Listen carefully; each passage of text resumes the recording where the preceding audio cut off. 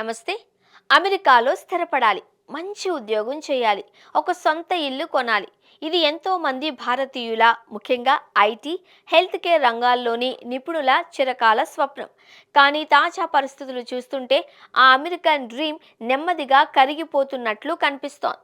ప్రస్తుతం అమెరికాలో ఇళ్ల ధరలు సామాన్యులకు, మధ్యతరగతి కుటుంబాలకు ఏమాత్రం అందుబాటులో లేని స్థాయికి చేరుకున్నాయి.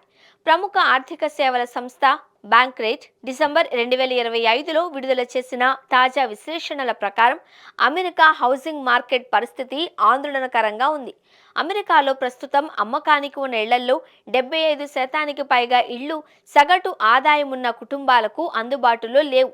అమెరికాలో ఒక సగటు కుటుంబ వార్షిక ఆదాయం సుమారు $80,000. కానీ అక్కడ ఒక సాధారణ ఇల్లు సుమారు $4.35 లక్షల విలువైనది కొనాలి అంటే మాత్రం ఆ కుటుంబానికి కనీసం $1.13 లక్షల వార్షిక ఆదాయం ఉండాలి. అంటే సగటు అమెరికన్ కుటుంబం ఇల్లు కొనలేనంతగా ఆర్థిక అంతరం పెరిగిపోయింది. ఈ పరిస్థితికి రెండు కారణాలు కనిపిస్తున్నాయి. అమెరికాలో ప్రస్తుతం దాదాపు 4.7 మిలియన్ల ఇళ్ల కొరత ఉంది. జనాభా డిమాండ్ పెరుగుతున్నా దానికి తగ్గట్లుగా కొత్త ఇళ్ల నిర్మాణం జరగడం లేదు. డిమాండ్ ఎక్కువ, సప్లై తక్కువ అన్న సూత్రం ప్రకారం ధరలు ఆకాశాన్ని తాకుతున్నాయి. ఒకవైపు ఇళ్ల ధరలు పెరుగుతూ ఉంటే మరోవైపు ఉద్యోగ భద్రత ప్రశ్నార్థకంగానే మారుతోంది. బడా కంపెనీలలో లే ఆఫ్స్ సర్వసాధారణమయ్యాయి. రేపు ఉద్యోగం ఉంటుందో లేదో అన్న భయం కారణంగా చేతిలో డబ్బున్న వారు కూడా ఇళ్లు కొనడానికి సాహసించడం లేదు.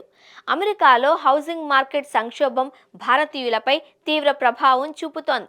H-1B వీసాలపై ఉన్న ఆంక్షలు, గ్రీన్ కార్డు కోసం దశాబ్దాల నిరీక్షణ ఇప్పటికే భారతీయులను కలవరపెడుతున్నాయి.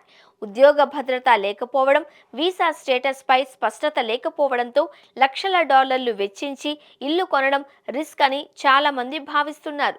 ఫలితంగా ఒకప్పుడు అమెరికా వెళ్ళగానే ఇల్లు కొనాలి అని ప్లాన్ చేసుకునే భారతీయులు ఇప్పుడు ఆ ఆలోచనను వాయిదా వేసుకుంటున్నారు, లేదంటే పూర్తిగా విరమించుకుంటున్నారు. మొత్తానికి అమెరికా మధ్యతరగతి ప్రజలకు సొంతిళ్లు అనేది ఎప్పట్లో నెరవేరని కలగానే మిగిలిపోయేలా ఉంది. ఉద్యోగ మార్కెట్ మళ్లీ పుంజుకొని ఇళ్ల సరఫరా పెరిగితే తప్ప ఈ పరిస్థితిలో మార్పు రావడం కష్టం. అప్పటి వరకు అద్దె ఇళ్లే దిక్కు అన్నట్లుగా పరిస్థితి తయారైంది.